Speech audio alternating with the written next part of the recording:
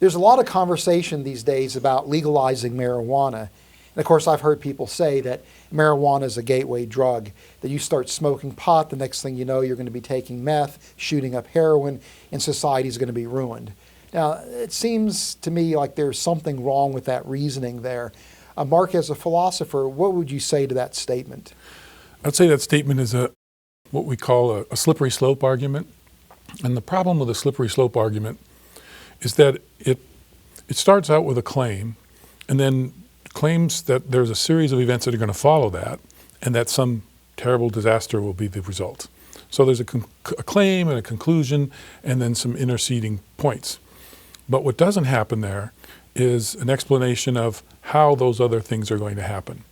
And so you make the bald claim that, well, if you start with marijuana, you're going to end up on meth. And you don't explain how or how it's going to ruin society. It's a fallacy. You're not giving us an argument. You're sidestepping the argument by ignoring the reality of the different steps that are required. And the steps that are required have to be either something involving a causal model, in other words, explain the causes of the events that transpire between the origin and the end, or a statistical model. In other words, sometimes you can't show exactly what the cause is, but you can show that statistically this occurs. Mm-hmm. That's reasonable too.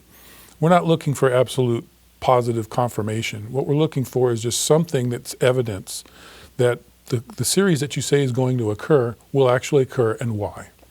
So then if we're presented with a slippery slope fallacy, what we need to do is demand that evidence, that cause and effect relationship or that statistical relationship. Ken, how do we avoid making us or engaging in a slippery slope fallacy ourselves? I think a way of looking at it is thinking of the domino effect. You have one domino and you knock it over, it hits the next one, it hits the next one. And as Mark has said, the slippery slope is there isn't really good reason to believe those causal impacts will happen. And I think anybody who is thinking about this should also consider, will it really lead to disaster? So be careful about causal relationships. Pay very careful attention to where the argument is going.